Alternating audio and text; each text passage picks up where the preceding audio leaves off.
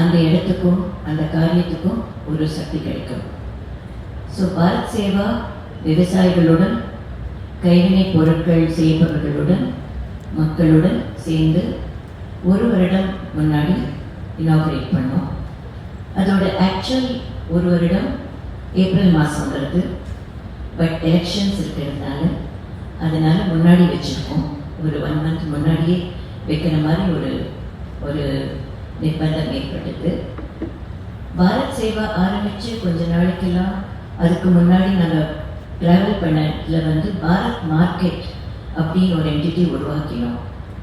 விவசாயிகளோட பொருட்களுக்கும் கைவினை பொருட்களுக்கும் ஒரு பிளாட்ஃபார்ம், ஒரு இடம், அதையெல்லாம் விற்பனை செய்யறதுக்கு ஒரு இடம் வேணும். இன்னைக்கு வெஸ்டர்ன் மால்ஸ், பெரிய பெரிய மால்ஸ் நம்மளை ஆக்கிரமித்து கொண்டிருக்கிறது. எங்கே பார்த்தாலும் மால்ஸ், வெளிநாட்டு பொருட்கள், பிராண்ட்ஸ்.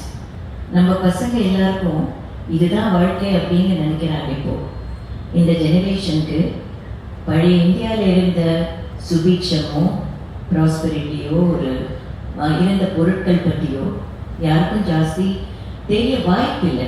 ஏன்னா அதை நம்ம கொண்டு போய் சேர்த்தாதான் அவங்களுக்கு தெரியும். அவங்கள நம்ம குறை சொல்ல முடியாது. இன்னைக்கு இருக்கிற ரொம்ப அவசரமான வாழ்க்கையில் வீட்லேயே உட்காந்து ஆர்டர் பண்ணி சாப்பிட்றதுக்கும் எல்லாமே வீட்டுக்கு வந்து சேருது. அப்போல்லாம் கடைக்கு போகிறதுன்றது ஒரு பெரிய அனுபவம். காய்கறி வாங்குறதும் சரி, டிபார்ட்மெண்டல் ஸ்டோர் போகிறதோ, டியூசிஎஸ் போகிறதோ, அங்காடிகளுக்கு போட்டு ஒரு பெரிய ஒரு அனுபவமாக இருந்தது.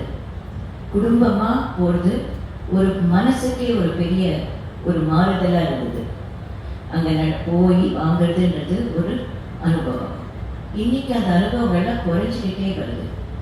அப்போ நம்ம யோசிக்க வேண்டியிருக்கு, நம்ம நேரம் எதில் போகுது, எதுக்காக போகிறது, அடுத்த தலைமுறைக்கு நம்ம என்ன கொண்டு போய் சேர்க்கிறோம் அப்படின்னு ரொம்ப ரொம்ப யோசிக்கிற நேரமாக இருக்கு. அப்படி யோசிக்கும் போது கிராமம் வரைக்கும் பாதிப்புகள் இருக்கு. இப்போ அவங்க கூட வெளியில் வாங்கி தான் சாப்பிட்றாங்கன்னு சொல்கிறாங்க.